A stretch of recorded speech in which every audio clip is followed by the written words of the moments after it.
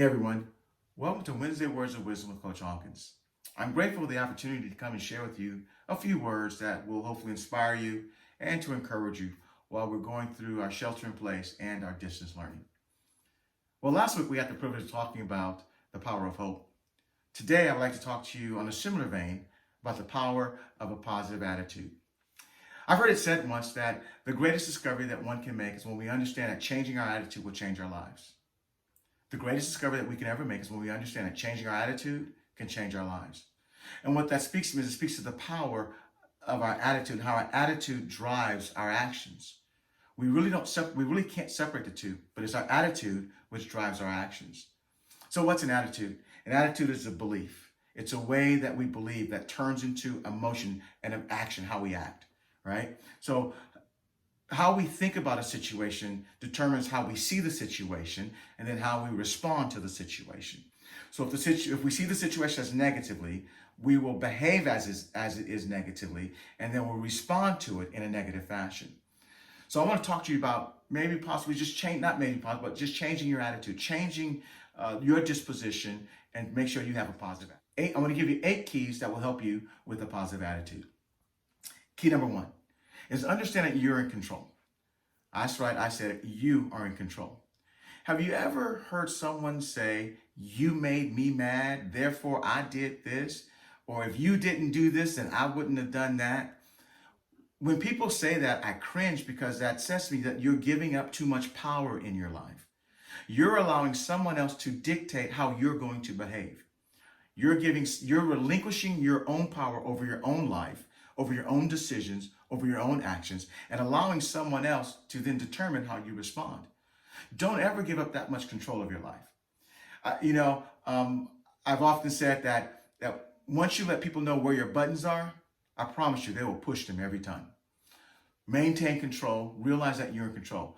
Key number 2 is focus on the things you do have. Don't focus on what you don't have. Little illustration I want to show you here. I have a cup of water. I don't know if you can see. It's, I don't know, is it half empty or half full? You guys tell me. Half empty, half full? Depends upon what you see, right? And here's what I want to point out to you is focus on what you do have, not focus on what you don't have. You see, if I were a negative person, I would look at this and go and say, this glass is half empty because I'm focusing on the part that I don't have. If you want to have a positive attitude, you must focus on what you do have. See, I can't control the fact that I don't have the other half of the glass or the other half of water. But what I can appreciate and be thankful for is the half that I do have. So when I focus on what I do have, it will allow me then to appreciate what I do have. I can't change the fact that I don't have this, but I can appreciate that I do have this. And because I'm appreciative, that will change my attitude. I will move from a negative attitude to a more positive attitude. Someone once said that losers focus on what they're going through, while champions focus on what they're going to. Let me ask you, loser or champion today? Key number 3. Surround yourself with positive people. When I was a kid growing up, there was a cartoon show named Pebbles and Bam Bam. And there was one character on there named Bad Rock Schlep Rock. And Bad Rock Schlep Rock had a cloud that was always over him. It was always raining. It was always thundering and lightning. And wherever he went, something negative would happen. Don't hang out with Bad Rock Schlep Rock. Find yourself some positive people, some people that are going in a similar direction as you, some people that will encourage you, and people that will speak into your life, that will help you get through whatever trials or struggles you may be going through. Instead of saying, if I were you, I wouldn't take that. No, man, how do we get through this? Or no, ma'am, how do we get through this? So surround yourself with positive people. Key number 4 is turn every obstacle into an opportunity. Listen, we all have our struggles. We all have our ups and our downs. No one's exempt from that. But what we can do is when we have an obstacle, we can turn it into an opportunity to grow, an opportunity to learn, an opportunity to discover something about myself I didn't know, to discover something about a situation I didn't know. Someone once said that there are no dead ends, only redirections. So when you understand that this is an obstacle, I just got redirected. It's just another opportunity.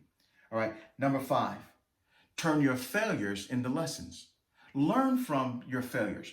Listen, we're all going to fall. We're all going to make mistakes. No one's perfect. So when we do make a mistake, when we do fall, the question is, can we get back up again? And every time we get back up, we're learning something new. Every time we get back up, we learn something different. So understand that your failures are not to stop you, but your failures are lessons to help you grow and move on. All right, number 6. This one might be tough. Resist complaining. Listen, it's very easy to complain. If I were to go back to my illustration regarding the glass, half empty, half full. I could have complained that, how come no one gave me the other half of a full glass of water? I need a full glass of water. It's easy to complain about what I don't have. But again, be appreciative of what you do have. So resist complaining. Resist the desire to speak negatively. Resist the desire to be a problem maker. You see, complainers are simply that. They're problem makers. But people with positive attitudes, they tend to be problem solvers. What do you want to be known as? All right. Number 7 is be present. I know there are times, and I've been exactly where you are. I was in a classroom. I was physically there, but I was mentally somewhere else. What I'm talking about is be present. Is to be present in the moment. Be present where you are. The greatest place that you can be is here. I'm not talking about your address or where you are. I'm talking about being here. It's being present, right? So if you're going to have a positive attitude, be present. And then final thing I want to give you for number 8 is be thankful. Go back to my glass analogy again. Be thankful for the portion you do have, as opposed to being unthankful for the portion you don't have, right? I'm thankful for the half a glass of water. That half a glass is a half a glass I didn't have.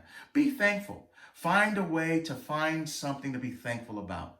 No matter where you are, no matter what you're going through. If you have a thankful disposition, I can pretty much assure you, you'll have a positive attitude.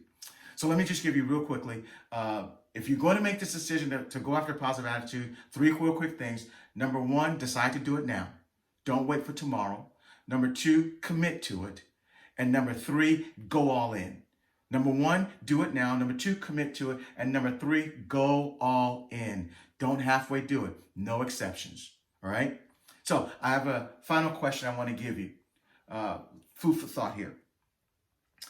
If you're going to make a change your life, if you're going to change to a positive attitude, what are some things that you can do right now that will help you make the changeover to live a positive life and to change your life? Listen, I love you guys so much. You guys are you're doing a great job. We appreciate the hard work you guys are putting in. We have a few more days of this week. We have a few more days next week, and then we're off for Easter break. Listen, until we are physically again with each other, I'll see you guys next week. God bless.